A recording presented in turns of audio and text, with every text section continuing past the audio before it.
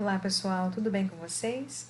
Então nós vamos continuar nessa videoaula nossa conversa sobre o simbolismo e o pré-modernismo, que são as vanguardas modernistas. E nesse momento, nessa fase 2, a gente vai focar principalmente no pré-modernismo. Lembrando que vanguardas modernistas são períodos ou movimentos que vão nos preparar para o modernismo. Elas vão anteceder, são etapas anteriores ao modernismo. Tudo bem? Aqui, pessoal, eu trago essa imagem para vocês para representar o pré-modernismo no Brasil e perguntei se alguém já tinha visto, se sabia o que era. Por quê? Essa imagem, para mim, de maneira pessoal, ela me ajudou muito a tentar explicar para vocês o que seria o pré-modernismo no Brasil. Para quem sabe de o que se trata essa imagem, a gente sabe que é um casulo. O que é um casulo? Um casulo é um estágio, né, em que a lagarta, né, está antes de se tornar borboleta. O que eu quero dizer com isso? Nessa fase, nesse momento específico, este ser, se é que a gente pode chamar assim, não é lagarta e nem é borboleta, concordam? É isso que eu quero mostrar para vocês. O pré-modernismo não era uma coisa nem era outra.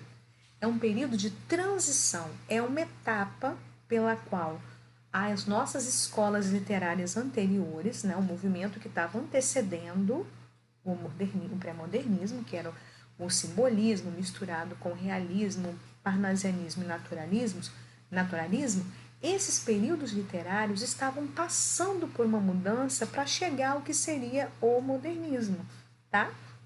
Então, nesse período do pré-modernismo, tanto que ele não vai se encaixar, não vai ser chamado de escola literária, porque vai faltar a ele características para agrupar as obras e os autores. Os autores não vão escrever apenas focados em uma escola literária.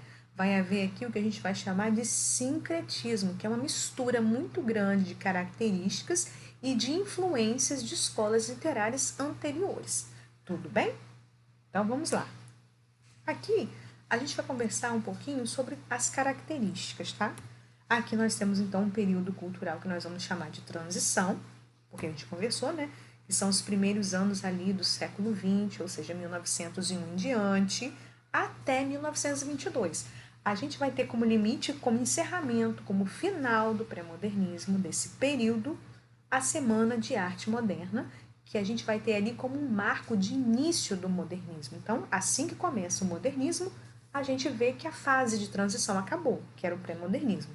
Tudo bem? Não é considerado como escola literária, pelo que eu falei com vocês, pela ausência de características próprias, né? Que a gente pudesse agrupar ali os autores e as obras. As obras são muito misturadas, com características misturadas, então a gente não vai chamar de escola literária, a gente vai chamar de período literário.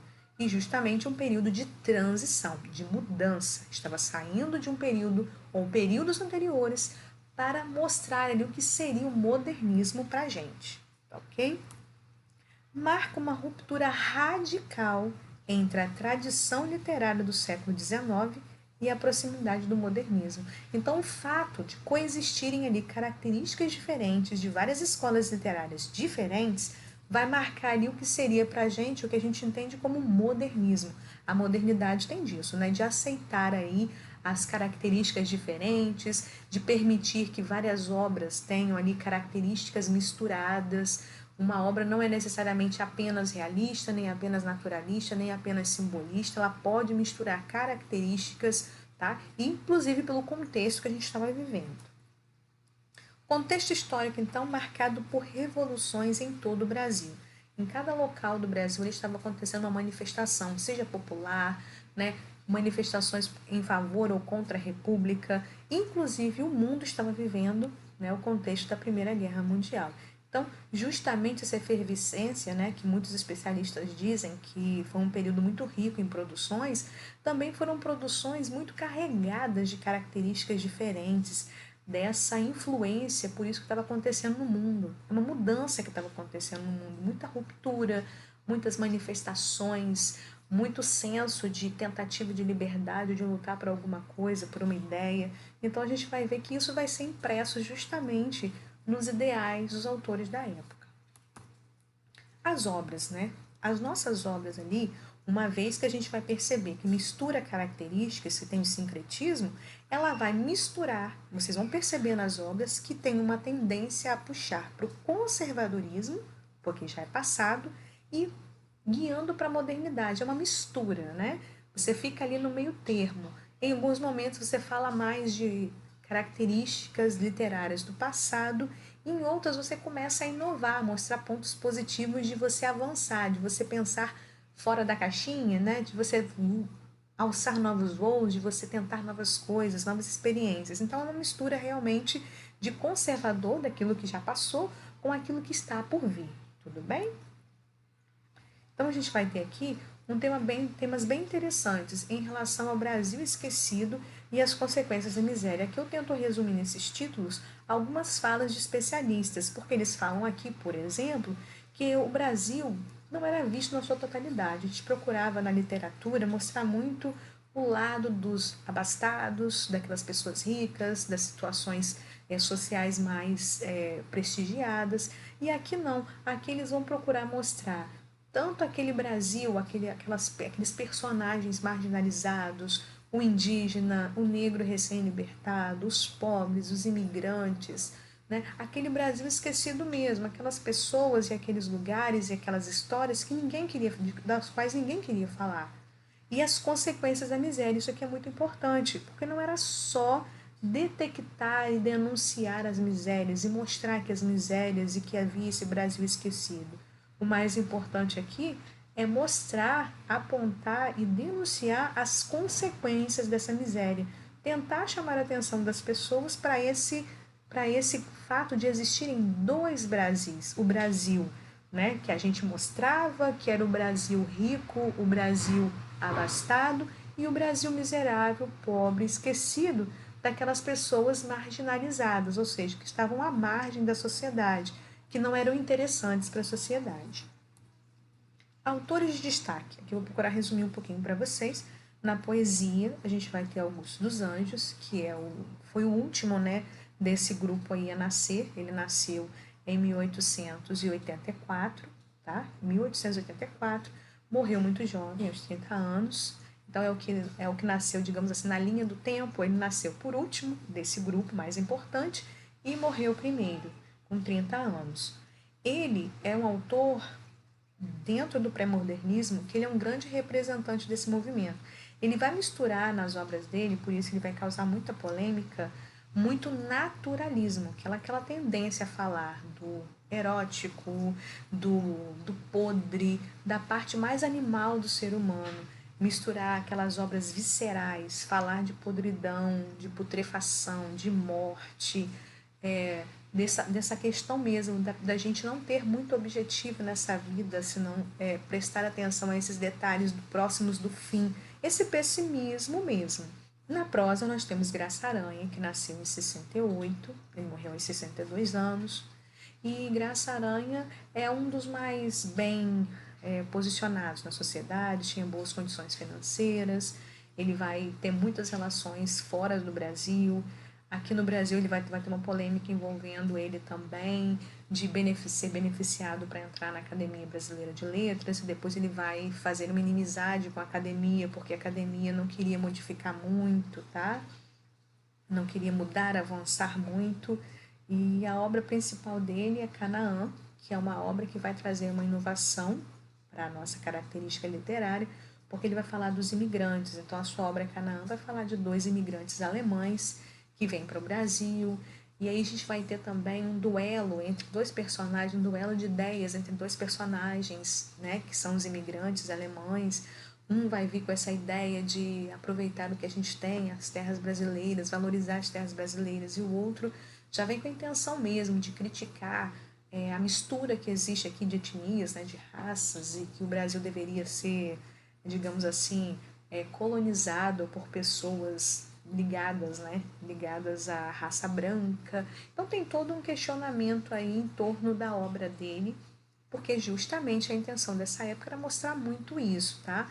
Mostrar muito a crítica social e essas pessoas, que no caso o imigrante também era uma pessoa tratada como inferior e miserável aqui no Brasil, tá? Euclides da Cunha, com sua obra Os Sertões, Euclides da Cunha nasceu em 66, é o que nasceu primeiro entre eles, e Euclides da Cunha, como militar, como repórter, como escritor, vai estar na Bahia no momento de uma revolução muito importante, que é a Guerra de Canudos, né? As pessoas que moravam lá eram pessoas marginalizadas, ex-escravos, indígenas, e aí ele vai falar sobre todo esse contexto histórico também, ele vai escrever muito sobre isso, como era o caboclo, né? Aquela mistura, né? De branco com índio, vai falar sobre ex-escravos, essa rotina dessas pessoas que aparentemente são frágeis, mas que são muito fortes. Então ele vai descrever a vida do sertanejo num caráter de denúncia também. Lima Barreto também escreveu O Triste Fim de Policarpo Quaresma, né? A vida de uma pessoa, ele vai escrever sobre uma pessoa praticamente desiludida, que era muito nacionalista, que amava a pátria, que amava a terra e vai acabar sendo traído por essa própria terra. E o Lima Barreto, inclusive, ele é um autor que na vida pessoal dele, a origem dele, apesar dele ter tido uma criação, né, muito boa, ainda assim o talento dele não vai ser reconhecido em vida. E ele muitas vezes, apesar de toda a cultura que ele tinha, ele vai ser proibido de assumir alguns cargos, e aí a gente vai ver isso marcado muito nas obras dele, né? Essa questão de mostrar que existia racismo, uma denúncia mesmo social sobre o racismo a partir da própria pessoa dele, das próprias experiências, tá? Lima Barreto nasceu em 1881, tá? E um ano antes de Monteiro Lobato, que escreveu Urupês.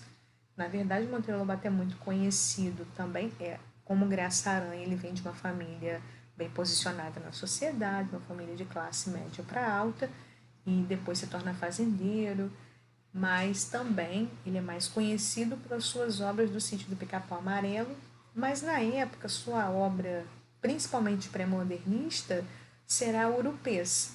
É um nome que a gente dá para um determinado tipo de cogumelo, né, de fungo, de madeira. O urupê, na verdade, está lá, se alimenta de outros, né, de restos da natureza, a gente pode dizer assim, madeira, né? E vai ser uma figura que ele vai escolher, uma comparação que ele vai escolher para fazer sobre o caboclo. O livro, né, o Urupês, ele vai ser um livro de contos, e um desses contos vai criar um personagem que vai se eternizar na literatura, que é o Jeca Tatu, que é esse estigma, né, do caboclo preguiçoso que vive ali à sombra, à margem, que vive relaxado, abandonado. E em Monteiro Lobato também a gente vai ver muita crítica, inclusive polêmica também, em relação ao pessoal, no caso pessoal dele, em que se ele era ou não racista por conta da forma como ele tratava alguns personagens negros. Então a gente tem ali uma divergência de estudiosos de Monteiro Lobato que vão dizer que muitas vezes ele mostrava os negros sendo maltratados, ou a forma de se dirigir aos negros era uma forma desrespeitosa para mostrar como o negro era tratado naquela época. E outros vão dizer que ele era realmente essencialmente racista por usar essas maneiras com seus personagens negros. Então, existe muita polêmica aí, cada um traz a sua polêmica, e às vezes eu gosto de comentar um pouquinho sobre isso, para que esses personagens realmente se tornem humanizados para a gente, porque eu acredito que é a única maneira que a gente tem de lembrar deles, né? Então vamos lá, para as características agora. Aqui, as principais características, então, se a gente pudesse encontrar uma característica que conseguisse alcançar todas as obras de todos os escritores, talvez fosse o regionalismo. O homem local. Então, cada um deles, a sua maneira, vai procurar, né, tirando ali Augusto dos Anjos, vai procurar focar em um tipo de personagem, um tipo humano, e falar dessa pessoa, que geralmente é um personagem marginalizado, ou negro, ou mulato, ou que fique à margem da sociedade, que sofre as consequências de uma sociedade desigual. Tudo bem? E nesse homem local, a gente vai ver também, em alguns momentos, por isso que eu coloco que não é generalizado, essa necessidade de usar o coloquialismo, de traduzir na literatura a maneira de falar, de conversar dessas pessoas.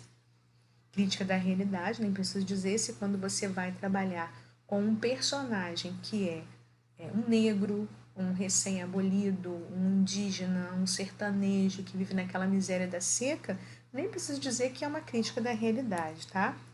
Sincretismo literário, que é como a gente falou, vai unir características de escolas literárias do passado em prol de mostrar ali inovações que seriam, né, o modernismo que ainda virá.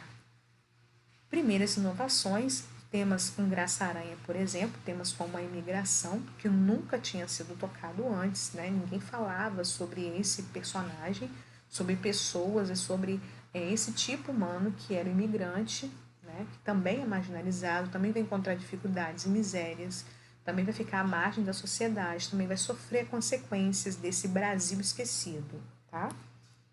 E problemas sociais tratados como documentário. Isso aqui é muito importante. Assim como a gente vai ver em Euclides da Cunha, que era repórter e que militar e que foi até o local onde acontecia a Guerra de Canudos, inclusive ele saiu de lá, tá? Do local onde era aquele grupo de Canudos estava reunido, né, que eram chamados aqueles revolucionários, que muitos chamavam como revolucionários, ele vai sair de lá 4 dias antes de um extermínio total que aconteceu, né? Porque os soldados vão até lá, né? E vão exterminar todo mundo. Então ele vai sair de lá pouco antes. E Euclides da Cunha conseguia, não só ele, né?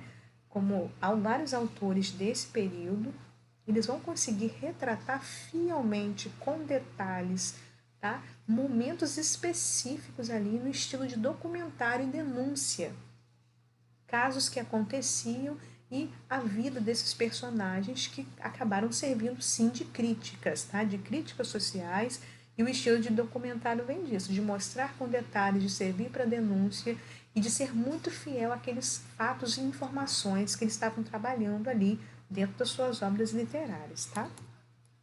Aqui a gente tem um pouquinho de Euclides da Cunha. O sertanejo é, antes de tudo, um forte. Não tem raquitismo exaustivo dos mestiços neurastênicos. É desgracioso, desengonçado, torto. Hércules Quasímodo reflete no aspecto a fealdade típica dos fracos. Aqui é um trechinho da obra Sertões, que mostra ali o sertanejo como uma pessoa que tem uma dualidade. Por fora ele demonstra uma fraqueza, é torto, tem problema nos nervos, como os neurastênicos, mas por dentro, ou a essência dele é forte, tanto que tem ali essa figura do Hércules Quasímodo.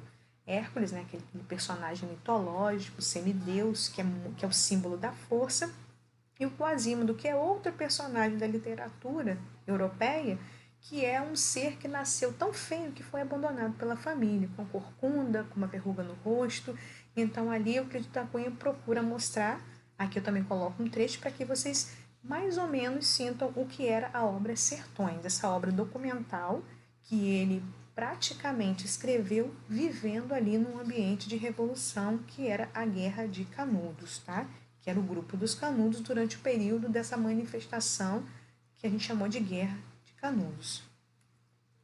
Então aqui a gente tem a descrição do homem local, um exemplo aqui de como era focar num personagem que era marginalizado. Aqui ele vai, o homem local para ele na obra Os Sertões é o sertanejo, essa pessoa que vivia nos sertões, na seca.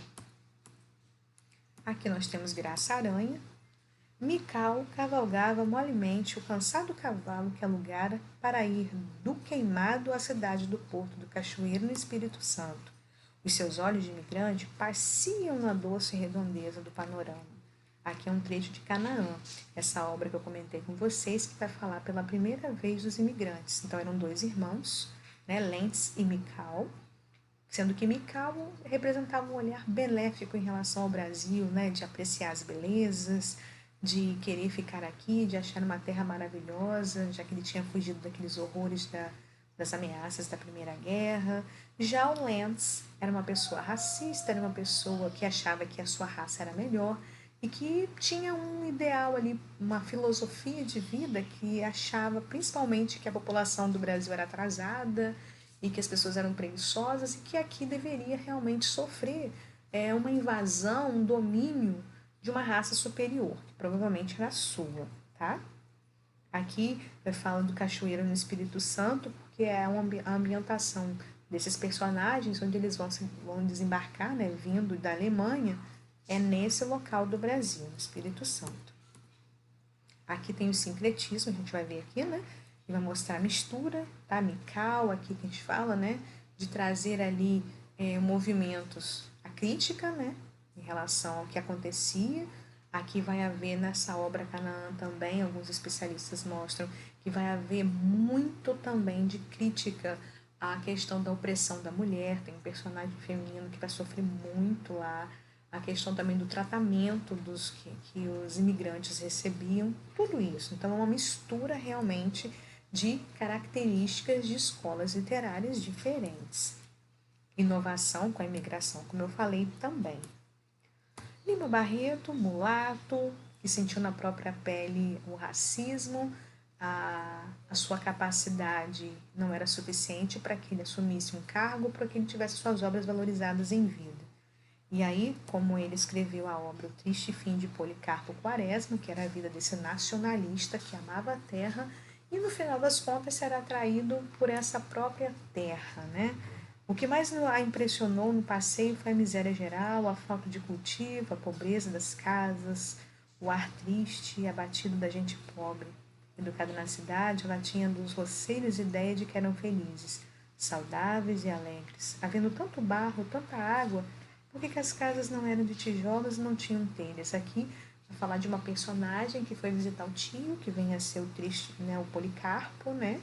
Então ele resignado lá no campo, recolhido no campo, numa área rural, essa sobrinha vai visitá-lo. E aí a gente tem o olhar dessa sobrinha sobre a pobreza daquelas pessoas que viviam no campo. Então aqui novamente a gente tem o homem local e a crítica à realidade. Também, né, enquanto ela fala ali de forma mais séria e detalhada, essa crítica, né, a gente tem ali o teor de documentário, que é um estilo mesmo de narração que vem apontar ali, né, como era essa miséria e a situação em que o povo realmente vivia. Tudo bem? Aqui nós temos então Monteiro Lobato, o caboclo é soturno, né, no meio da natureza basílica, tão rica de formas e cores, onde os ipês floridos derramam feitiços. O caboclo é o sombrio urupê de pau podre, a modornar silencioso no recesso das grotas.